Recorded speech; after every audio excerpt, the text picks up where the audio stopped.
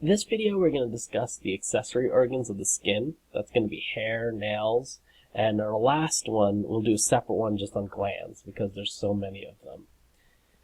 But the functions of the hair, we know that hair is for sensation. The follicles itself have a nerve ending attached to them. And they're designed so, number one, if something comes close to us, the hairs move a little bit, and it sends a message to the nerve endings and then our brains that either something's close or sort of blowing up against us or near us. Cats and dogs have this they have specialized ones called whiskers, where they can actually go ahead and the whisker is supposed to kind of do the circumference of their head a little more than that, so that way if they're poking their head into something like a hole or whatever, they'll know that they can actually pull their head out and it won't get stuck. Communication. We have facial hair for our eyebrows and other places to kind of help us with expressions and things like that. Sexual maturity. As we get closer to puberty or past puberty, we have pubic hair and axillary hair, like armpit hair, mustache, things like that. And that's supposed to signal that we're ready for reproductive activities. Protection. We know that we have it in our nose as a barrier, and in our side of our nose we have it so when you take a deep breath in, it spins the air, kind of like a turbine, and it's designed so that way when you do breathe in, those viruses, bacteria, pollen, all those foreign things that are in hair get stuck to mucus, and basically you'll either sneeze it out or blow it out somehow. So people that usually just breathe through their nose will have a little better immune systems than people that breathe in and out of their mouth. And it's just because they catch more pollen, they catch more of these viral debris and stuff like that. And that's because of our nose hair and mucus that surrounds that area. Eyebrows and eyelashes, they are designed to protect our eyes. So they catch dust particles and things like that before they hit our eyeball itself. So it's actually nice to have eyebrows and eyelashes. And then, of course, on our head, it's to block UV rays. We also have hair for thermal regulation. If you think about all the places when you're really cold, they tell you to sort of wrap up and keep yourself warm. One of them is your head, and another one is your genitalia and chest. And that's why we typically have hair all over those places, at least in men. We have it on our head to keep our head warm. We have it on our genitalia to keep that warm. And then, of course, men have it on their chest. Characteristics of human hair. Hair and nails are composed of these keratinized cells, just like our outer cell layer of skin. It's dead, it's keratinized, and basically it's found wherever we need it to keep ourselves warm or to protect ourselves. There's places that we universally never have hair. Mostly it's going to be our palms and soles of our feet, and that's just so you don't slip or you have a better grip on things. Nipples, because they are going to be an area for suckling for milk production, and if there was hair there, that would get in the way. And then parts for our external genitalia, and that's for excess sensation and things like that. Characteristics of human hair. We have 3 different types of hair, and we have them at different times or different places. So lanugo hair is, if you look in this baby, you can see these fine little hairs kind of all over the face, and they're basically unpigmented fetal hair. They usually shed in utero, but they could come out a little bit with some of it, and they're usually shed really quickly. Vellus, which is fine unpigmented hair. You'll see it in children and on women, so they have a hair coat, but there's no pigment on it. And again, it's designed for sensation and feeling and warmth. And then, of course, terminal hair. This is what we think about when we think about hair. And this is going to be coarse, it's going to be long, it usually has a pigment associated to it. And and they're going to be like on our eyebrows, our scalp, pubic area, armpits, things like that. The structure of a hair follicle. Hair is a filament of, like we said, keratinized dead cells. The shaft is the part that's visible above skin, and everything else is below. The follicle is a tube within the skin, and basically what happens is this bulb is a swelling. This is where mitosis occurs, and we can actually start to grow the hair out.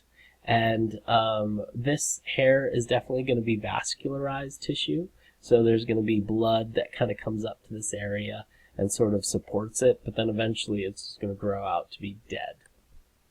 The other thing around hair is that they have specialized cells that if the skin itself was injured in any way, those cells will take over and start to do wound healing. So they're buried deep within just so we can go ahead and start that process. And it's that first layer, that basal layer that we were talking about before.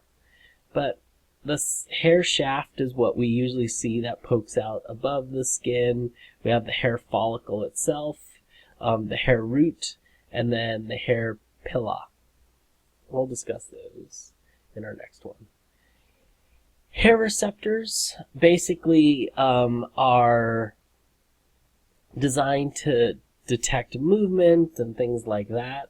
They are attached to a muscle called the pileo-erector muscle, and of course there's hair receptors. So the receptors are designed to tell us if there's any hair movement or anything coming around us, and the pileo-erector muscle is the thing that allows the hair to actually either come up or move. So for instance, when you have goosebumps, they're called that because it almost looks like if you take poultry and remove the feathers, they have those little bumps. That's where it kind of got its name. But basically what happens with goosebumps is this pileo-erector muscle will get pulled, so the hair will actually come up, and it'll also make a mound. 2 times you get goosebumps. One will be when you are cold, and 2 is when you're scared. And both of those are controlled by a hormone called adrenaline. So even temperature is a little bit controlled with that. And what happens with, let's say, the flight or fight one, by having our hair come out and poof out a little bit, it warns other things that we're a little bigger than we are, which really in humans doesn't make sense. But if you've ever seen a cat or a dog and they get scared, they kind of poof out and their hair gets bigger, and that's just to kind of give you the impression they're bigger, so it might be a little harder to take them on. But the other real reason is when you are in flight or fight, you need as much information as you can get. And by having the hair sort of erect, if something is getting close by, you'll know exactly where it is and what position near your body it is. So that's why you have it for flight or fight. With cold, there's a bunch of theories, but basically it's because you can trap heat in between your hairs and maybe give you a little insulation. So that is one of the things that are thought of why you have it when you're cold. Hair color. The pigment is due to the same thing that gives our skin color, melanin. So melanocytes is the thing that makes melanin. And same thing as in hair. It's in the base of the follicle of the hair, and it gives it its color. Red color comes from iron, and it's stored in the hair, and that's what gives it its red color. And then, of course, when you get older, that melanin starts to decrease, and as it starts to decrease, you end up with the neutral, which is no hair, or gray hair. Hair growth actually happens in 3 steps. There's the anagen, catagen, and telogen. Anagen is the active growth phase. This is when the stem cells in the follicle are producing, and you have a lot more cells growing. So you have cells that produce keratin, dies, and starts to push out. Catagen is going to be the next phase where cells division sort of stops and follicles sort of degenerates. The hair becomes detached and pulls out. Typically what will happen is it'll go back to the anagen stage, the active growth stage. So you're somewhere between these two stages, anagen and catagen. But eventually when you get older, you get to the telogen, which is the resting phase, where hair falls out naturally and the shaft sort of either reforms or just stops. When you're doing that laser hair removal, what happens is you have to go in and they hit it with light to kind of kill some of these hair producing cells, and the only ones that are really effective against is that first stage, that active stage called anagen, and that's why it requires several sessions to do it, because we said that you'd be in any of those possible 3 stages. So if your cells are in catagen or telogen, the laser hair removal doesn't work, so it only works in the anagen phase. That's why you kind of have to keep going and going and going, and then eventually when you get all of that area in anagen, you can go ahead and you won't have hair growing in that area. And of course, there's different types of hair conditions, and you can read those on your own. Those are pretty easy.